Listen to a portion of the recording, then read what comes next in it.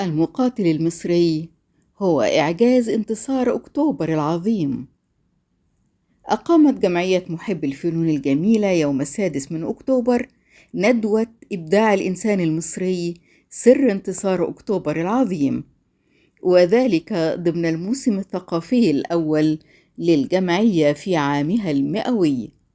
استضافت الجمعية 2 من أبطال حرب أكتوبر المجيدة: اللواء محمد عمر الذي شارك في حرب اليمن وحرب يونيو 67 وحرب الاستنزاف وأكتوبر، وهو أحد أبطال الصاعقة، وأيضا اللواء حاتم عبد اللطيف أو البلدوزر أحد أبطال معركة المزرعة الصينية، وشارك من بين الجمهور البطل الدكتور أحمد نوار الذي قنص 15 صهيونيا في حرب الاستنزاف المجيدة التي كانت المعركة الرئيسية التي توجت بانتصار أكتوبر.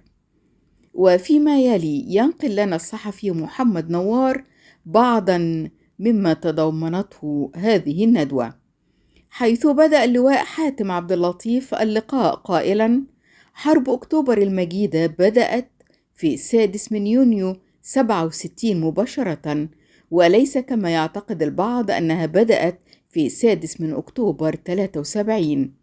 من هنا لابد التأكيد على أن سيناريو الحرب كنا قد تدربنا عليه تماما، ولهذا كان سيناريو المعركة محفوظا للجميع.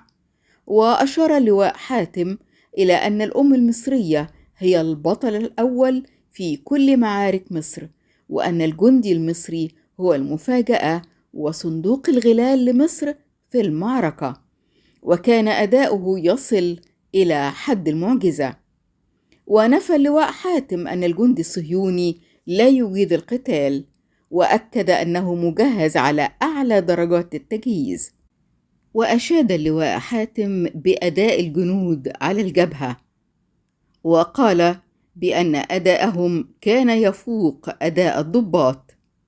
وذكر أن الكتيبة 16 التي يقودها المقدم محمد حسين طنطاوي ومساعده المقدم عبد الجابر علي أحمد قد دمرت 120 دبابة و200 عربة مدرعة، أي قتلت من العدو 2600 جندي وقائد.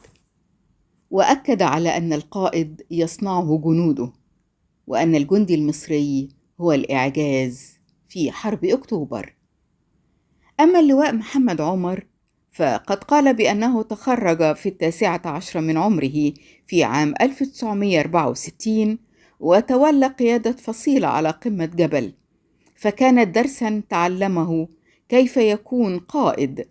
وتحدث عن أن التاريخ يشوه أحيانا بقصد وأحيانا بجهل، وأضاف بأن أمر القيادة في الحرب كان يؤكد أن العبور وإقامة جسور بعمق بين 12 إلى 15 كيلو متر حسب طبيعة الأرض والظروف، ثم يتم تطوير الهجوم بوقفة تعبوية أو بدون وقفة تعبوية.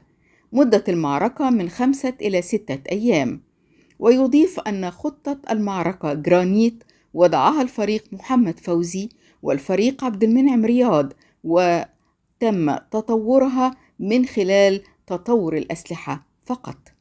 ويؤكد اللواء عمر على أن الجندي المصري أسطورة في المعركة، ويذكر أنه لا ينسى الجندي فتح الله الذي كان يجري وراء قول دبابات ويده معلقة بالجلد فقط، ورغم ذلك يدمر القول بأكمله ويستشهد.